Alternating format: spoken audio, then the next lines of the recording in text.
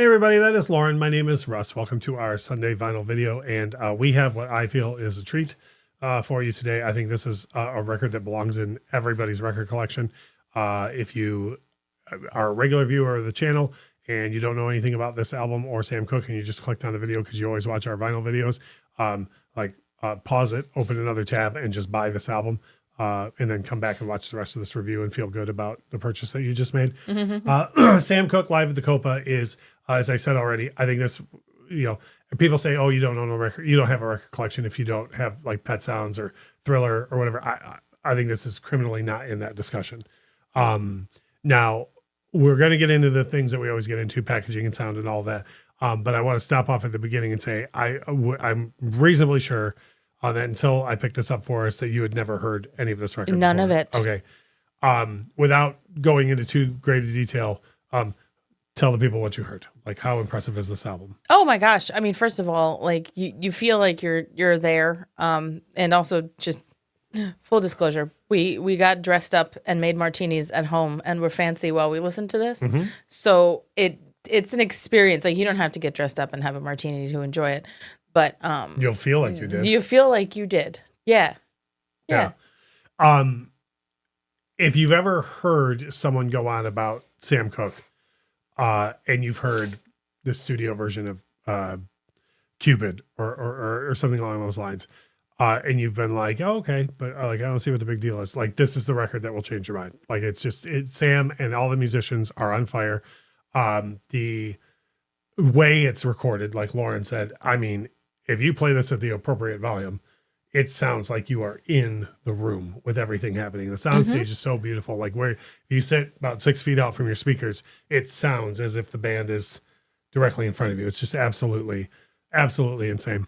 As far as packaging goes, so the one that we picked up is the latest reissue of it, which, some people have differing opinions on how this happens with reissues. What they've done is restored the art to the original packaging. There have been versions over the years that have had different, arguably better pictures of Sam or newspaper articles and things, or write-ups way later, like decades later, about Sam Cooke inside. And some people say, oh, well, I would rather have that where it's all of this information afterwards. Some people say I would rather have it as it was. What's interesting for me is I'm the kind of person I would rather, it's not an original pressing. I'm fine with it looking how it looked originally, because in the day of cell phones and everything, you can just Google whatever you want to know about that time. You know what I mean? And I feel like maybe the other versions where the packaging was changed and whatnot probably happened over times where people wouldn't do things that much, where they wouldn't use research tools. You know what I mean? Yeah, that makes sense. And also I feel like things like that are sometimes included too, to make people, like a person that picks it up on the shelf, go, holy, how did I not know about this? This sounds awesome. Whereas when it came out, it would have just been like, you go, this is what this is. As Prince says in Under the Cherry Moon, you go to the record store and buy the new Sam Cooke. So I get both sides of it, but I feel like here now today, it's like, let me say this. So I was talking about how this is essential for record collections, right? They wouldn't re-release Pet Sounds with a bunch of like newspaper articles and Rolling Stone articles that are that's you know what I mean? Yeah. So to me, it's like, hold this in the same reverence, right? Yeah. So the packaging, I think, is very cool. Like all records these days, almost everything is like 180 gram. And it's like, I don't have a horse in that race. I think, as long as it's not, whatever that stuff, Dynaflex, whatever RCA was putting out in the 70s. And as long as it's not a picture disc, huzzah. Right. But it sounds absolutely fantastic. The copy that we got is dead quiet. I have heard, when this reissue came out, I remember hearing some people saying that a lot of them were poppy and clicky.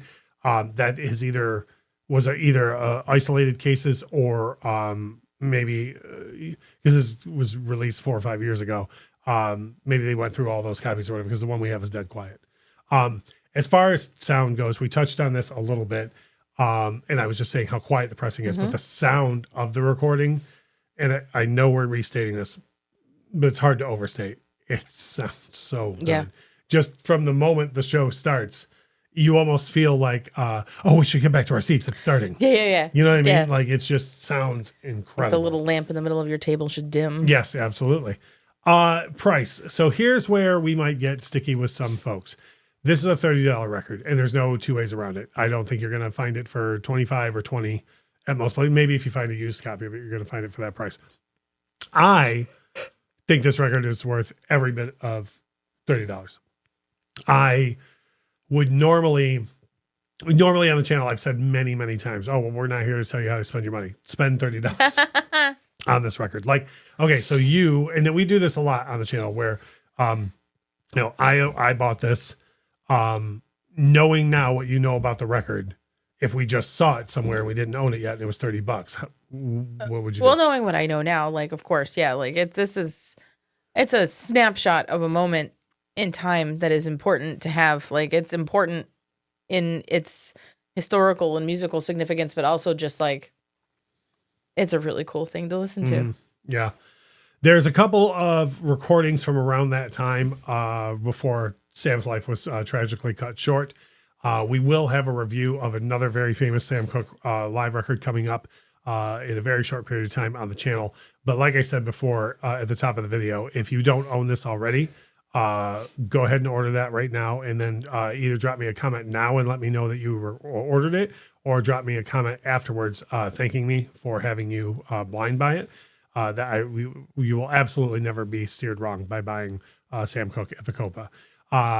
If you would please make sure to drop a like on the video, because that does help us grow. If you're in any sort of vinyl forum or even Sam Cooke forums or soul forums, if you would please drop the video in there. That helps spread the word about our channel.